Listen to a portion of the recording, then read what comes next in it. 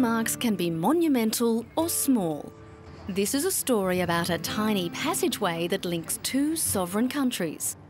Romans lovingly call the ancient passageway that links the Vatican to the medieval fortress of Castel Sant Angelo the Passetto, or the small corridor.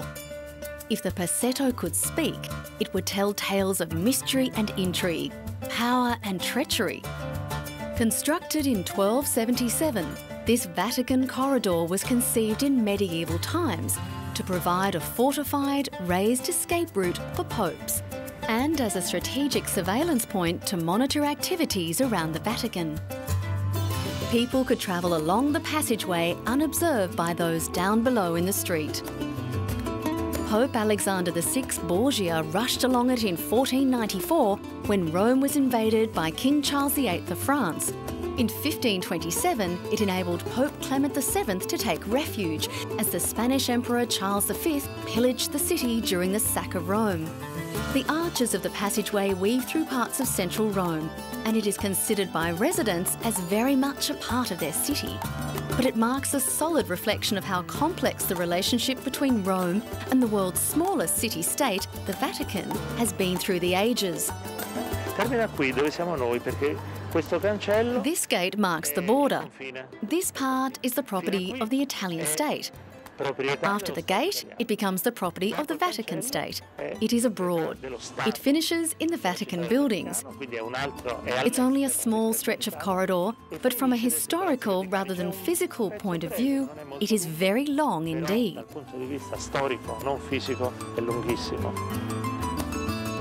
When first constructed, the passageway would have been higher than surrounding buildings. The Passetto is right inside the city, but it dominates the city to a certain degree. Now there are houses around it which are higher than the Passetto. It's very different from the past, but it is still a romantic passageway through history. The sense of history can certainly be felt, and it is not difficult to imagine popes scuttling along the battlements.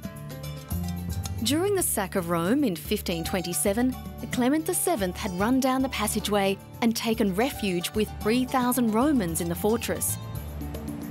But his escape was not problem-free, as many of his helpers were concerned that the soldiers down below would be able to see his white robes as he fled along the upper passageway. Il Passetto proprio in quell'occasione servì a Clemente VII.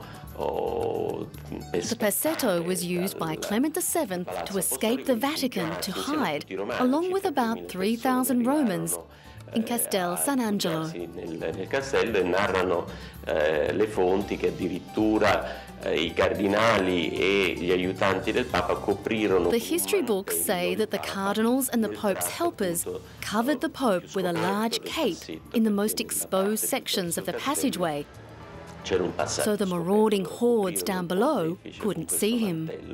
Per non farlo vedere ai passanti, ai belligeranti che caoticamente affollavano le strade attorno alla città.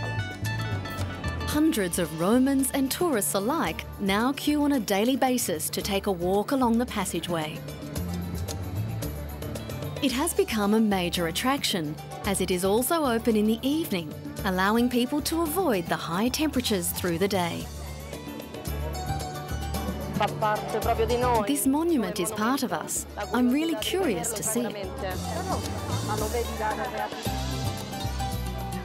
And the Passetto is proof that not all landmarks need to be big to capture the imagination.